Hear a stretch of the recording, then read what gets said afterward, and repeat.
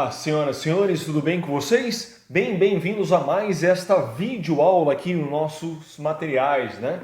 Primeiramente agradeço a todos vocês que já estão se inscrevendo, realmente, e se você ainda não é inscrito, se inscreva aqui mesmo no YouTube, se você está vendo esse material aqui no YouTube, ou se você está aqui no Instagram, corre lá para o YouTube, se inscreva no canal Educação Física Felipe Brito e receba todas as semanas aí materiais novos, tanto da área da educação física voltado ao bacharelado ou mesmo a própria licenciatura em si. Mas vamos ao próprio enunciado que observamos, né? Vamos falar então sobre esses conceitos.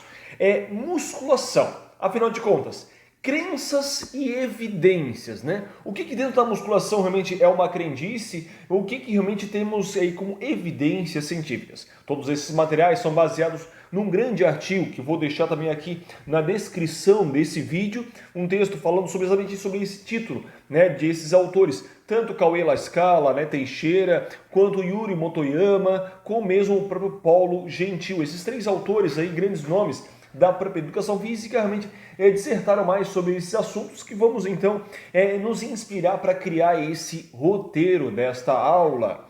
Mas bem, vamos falar então sobre esse campo científico aí, que é um dos campos da musculação, propriamente dita, um dos campos que mais evoluíram aí nas últimas décadas, né? Porém, ela é cercada às vezes de muitos mitos, ela é cercada de muitos tabus ainda que permeiam a área da musculação e faz-se necessário com isso algumas práticas comuns que são a busca, que é praticamente a busca desses achados científicos, tanto no Google Acadêmico, como no próprio Cielo, nos periódicos da ACAPES de modo geral, e buscar realmente essas evidências que vão nortear a nossa prática. A vocês que são educadores físicos ou muitas vezes curiosos em escutar os nossos materiais, realmente nos atentamos a buscar realmente a evidências científicas. E meu papel aqui é justamente esse, é provocar a curiosidade, realmente aguçar realmente e provocar novas reflexões a partir desse tema específico, né? O que é crença, o que é então a própria evidência? O que muitas vezes vem a convergir em direção ao que preconiza a literatura ou que vem muitas vezes em divergência realmente aos achados mesmo científicos? Bem, nos últimos 5 anos observamos que temos aí mais de 5.000 artigos, né, publicados que envolvem mesmo essas palavras-chave: musculação, evidências científicas, crenças. Temos muitos artigos a partir disso. Porém, muitas práticas ainda elas são baseadas em relatos um tanto quanto anedóticos, né? Reproduzidas mesmo pelo próprio fisiculturismo. Muitas vezes a musculação ela resgata o que acontece no fisiculturismo e traz muitas vezes como crenças para a sala de musculação. Porém, existe pouco amparo, né, com esse resgate do que acontece no fisiculturismo, pouco amparo mesmo com o que a própria ciência ela vem a preconizar a partir disso. Por exemplo, quando nós citamos peitoral e músculos dorsais, será que são realmente antagonistas, né? Peito e costas, será que realmente são músculos antagônicos a partir disso? Exercício lento, né? A fase excêntrica lenta, até que ponto realmente existem evidências científicas que corroboram, que evidenciam que eu devo dar realmente uma fase excêntrica no movimento de forma lenta? Ou altas cargas para hipertrofia, até que ponto realmente isso temos as evidências que corroboram a esses achados, né? Altas repetições para definição, até que ponto isso é verdadeiro para questões do emagrecimento, né? Um dos principais buscas hoje em salas de musculação, por exemplo, fazer altas repetições para fins de emagrecimento, até que ponto isso realmente tem os achados na própria ciência? Ou o grande clássico, que muitas vezes as pessoas retratam isso na própria camiseta, né? O no pay, no gain, sem dor, sem ganho. Até que ponto mesmo isso temos na ciência um respaldo científico? Bem, evidências recentes observa-se, apontam para exercícios de alta intensidade voltados também à queima de gordura. Então temos muitos achados que apontam então em direção a isso. E vamos falar então basicamente para nortear a nossa aula, basicamente de 4 crenças. Então, pesquisas e artigos científicos, né, nacionais, como também internacionais, assim como livros, vão nortear esses achados.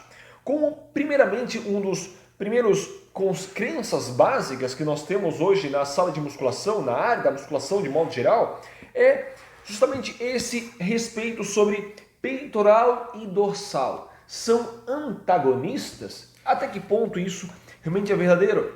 Primeiramente, definimos que agonista, antagonista, são muitas vezes execuções aí que vão se equiparar. Exemplo, quando eu pego bíceps e tríceps, quadríceps e isquiotibiais, né? Então são músculos antagônicos, bíceps e tríceps, quadríceps e isquiotibiais, e executados mesmo em sequência, executados em séries aí muitas vezes pareadas. Temos um entendimento, muitas vezes, que peitoral, né, e dorsal são músculos, então, antagônicos.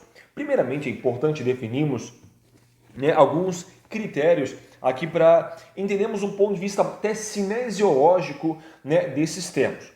Peitoral, ele é trabalhado numa adução horizontal do ombro. Quando eu faço uma adução horizontal do ombro, eu vou trabalhar justamente esse músculo chamado peitoral, maior no caso, né?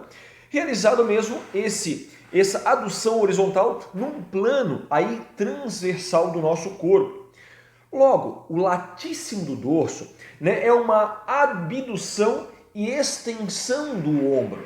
Ou seja, ocorrendo em planos, no caso o latíssimo do dorso, em planos frontais e sagitais.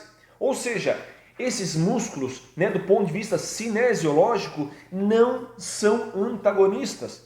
Os antagonistas executam, digamos, funções aí opostas. Ou seja, o antagonista do peitoral, então, são os abdutores horizontais, né? Ou seja, deltoide posterior, é o maior antagonista do peitoral maior.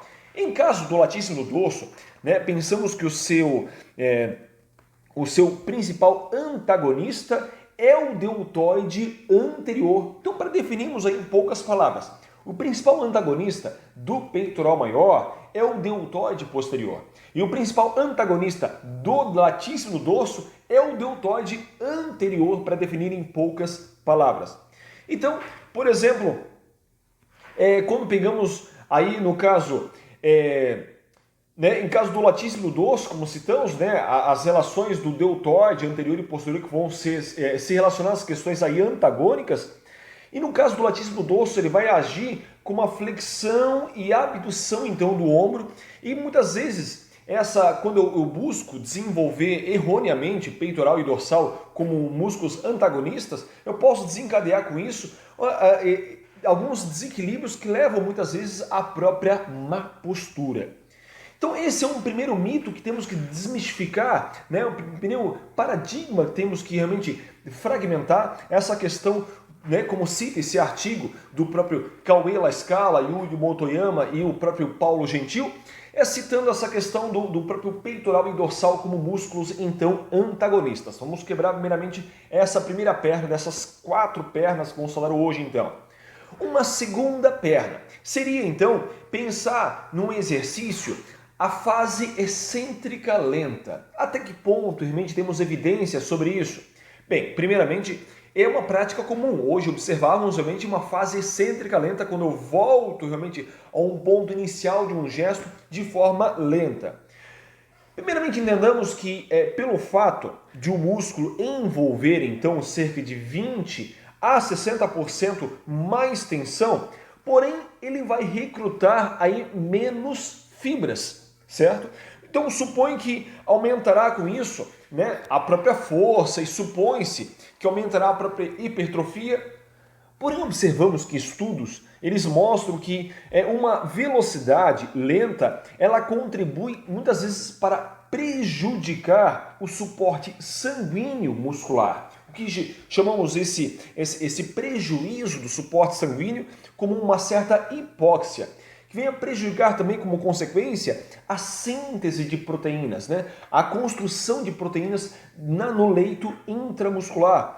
Estudos mesmo que vão comparar aí a própria força e comparar a composição corporal vão mostrar que o treinamento convencional ele teve resultados muitas vezes semelhantes, né, usando velocidades lentas e velocidades rápidas. Isso, né, quando caracterizamos tanto para a força, né, e pensamos que nós temos aí alguns achados que não corroboram mesmo esses que não vão conferir realmente esses achados que vão levar que essa questão da excêntrica lenta vai gerar maior, então, uma hipertrofia. Levando em consideração as próprias realidades que nós temos nas academias, né, o ambiente ao qual você como aluno está então inserido, as recomendações são então em média em torno de 1 a 2 segundos, tanto numa fase excêntrica, quando eu volto ao ponto de início, quanto uma fase concêntrica, quando eu encurto um músculo propriamente dito. Então, de 1 a 2 segundos é realmente o que é o mais usual então em academias. Outros estudos também mostram resultados semelhantes com tempos, quando eu coloco tempos de 1 a 8 segundos realmente por repetição. Então, os resultados para fins de hipertrofia são muito semelhantes quando eu coloco de 1 a 8 segundos, segundo esses estudos. Em suma, os resultados são bastante divergentes, então, na própria literatura. O que é um consenso, então, que observamos para você realmente ter isso na prática amanhã após assistir esses materiais, é que velocidades extremamente lentas não são as melhores estratégias, então, realmente levando em consideração, né, que treinos com velocidades rápidas, nós temos graus maiores também de estresse, né, e tempos maiores também para a própria recuperação, né, desse indivíduo. Então essa segunda perna, já vamos desmistificar a parte disso quando falamos das fases excêntricas lentas. Um outro tabu também que temos que desmistificar, né, a partir desses achados da própria literatura são altas cargas para hipertrofia, ou seja, altas cargas, né, e mesmo altas repetições para definição, ou seja, colocar uma alta intensidade para gerar realmente um aumento da secção transversa desse músculo ou altas repetições para diminuir o anel de gordura desse músculo. Essa outra perna que temos que desmistificar, que temos que desconstruir isso, é que existe um conceito muitas vezes antigo e que muitas vezes ele é produzido e reproduzido pelo próprio fisiculturismo. Ocorre um treino que muitas vezes na área do fisiculturismo ele é dividido em dois momentos distintos. Tanto um momento que chamamos de off-season, certo? E um outro momento pré-contest. Off-season, como esse atleta, esse fisiculturista está fora do seu momento da sua competição. Nessa fase de off-season, ele está buscando maior hipertrofia, ele está buscando dietas mais calóricas, né? E logo, numa fase pré-contest, esse atleta, esse fisiculturista, está diminuindo realmente as suas cargas, aumentando proporcionalmente as suas repetições, e está tendo alguns déficits calóricos e também muitas vezes aumentando a potência pelo aumento da velocidade nos exercícios. Então, nesses distintos momentos, tanto pré-contest quanto o momento do off-season, antes da competição, quanto pré-contest, né, durante a própria competição em si, existe algumas alterações na própria dieta. E isso realmente vai fazer o maior diferencial nessa diminuição do anel de gordura que envolve o próprio segmento em si.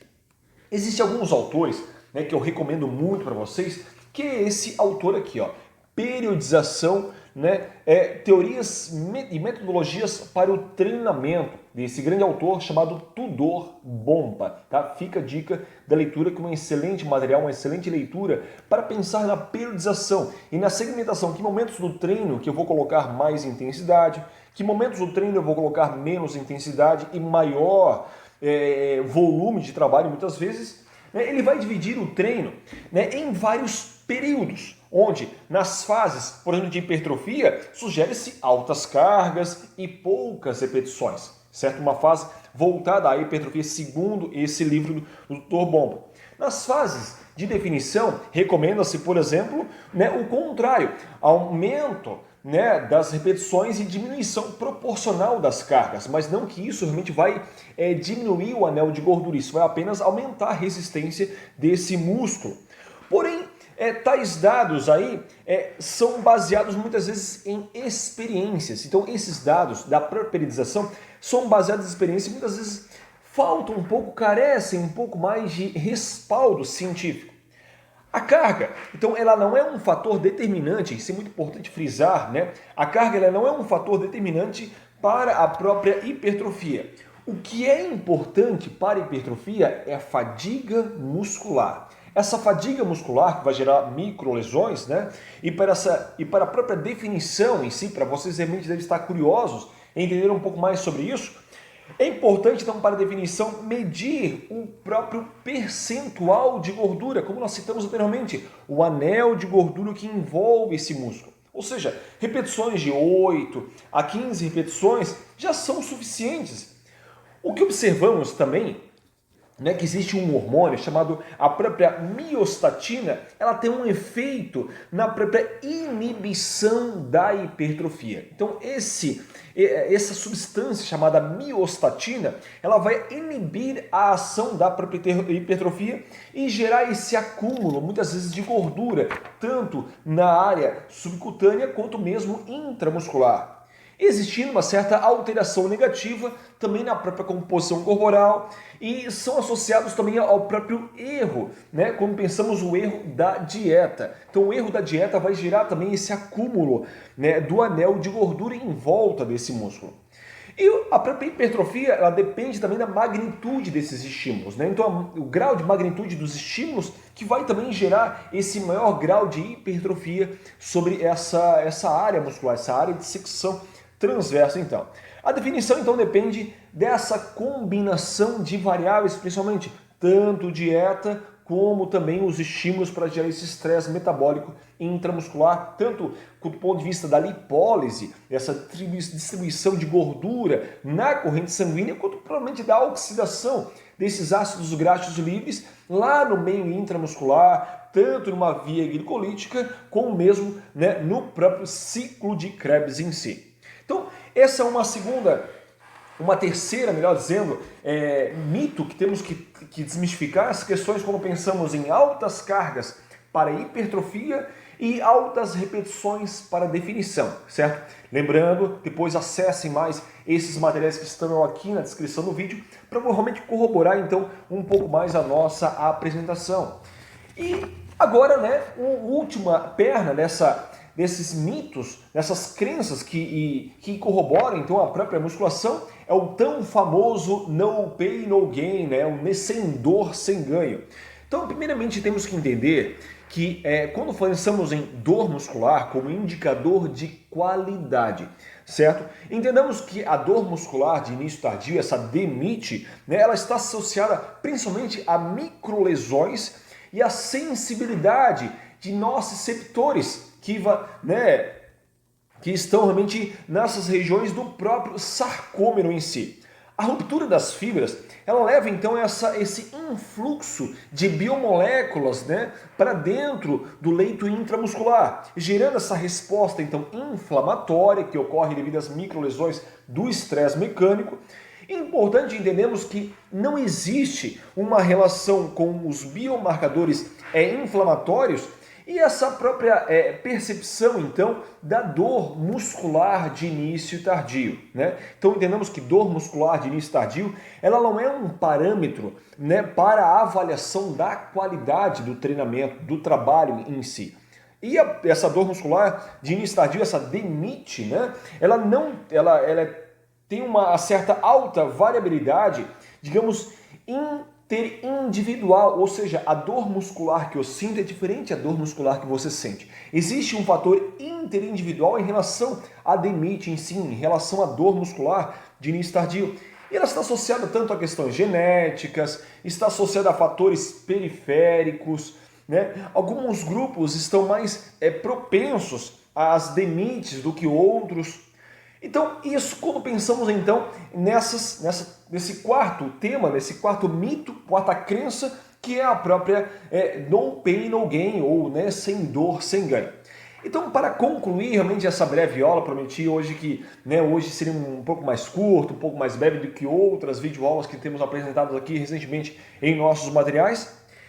Entendemos que para fechar, realmente para fazer um desfecho da nossa aula, entendemos que peitoral e dorsal, eles não são antagonistas, primeiramente. Isso vamos desmistificar a partir de agora. Fase excêntrica lenta, realmente já também desmistificamos que isso não tem uma correlação direta para o efeito de hipertrofia.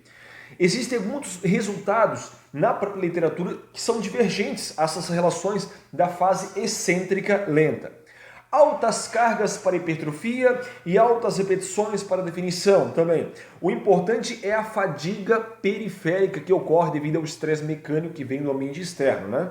No pain, no gain. Existem poucas correlações, então, com esses biomarcadores inflamatórios realmente do próprio treinamento. Então, esse foi realmente um apanhado geral realmente desse artigo, então, sobre musculação, crenças e evidências, desses grandes autores, grandes teóricos aí da própria educação física, Cauê Teixeira, Yuri Motoyama e o próprio Paulo Gentil. Beleza, pessoal? Realmente agradeço a presença de todos vocês aqui. Se você não é inscrito, se inscreva aqui no YouTube. Se você está no Instagram, vá lá para o YouTube, se inscreva no nosso canal, realmente fortalecer então os nossos materiais. Informo que em breve teremos mais videoaulas que vamos falar sobre fisiologia do exercício, ou um pouco sobre biomecânica, outros assuntos também que vão corroborar, que vão ir ao encontro do que envolve a própria educação física. E claro, não esqueça de deixar seus comentários aí embaixo, certo? E compartilhar esses materiais com todos os seus aí colegas e amigos. Já? Um abraço a vocês e até um próximo momento.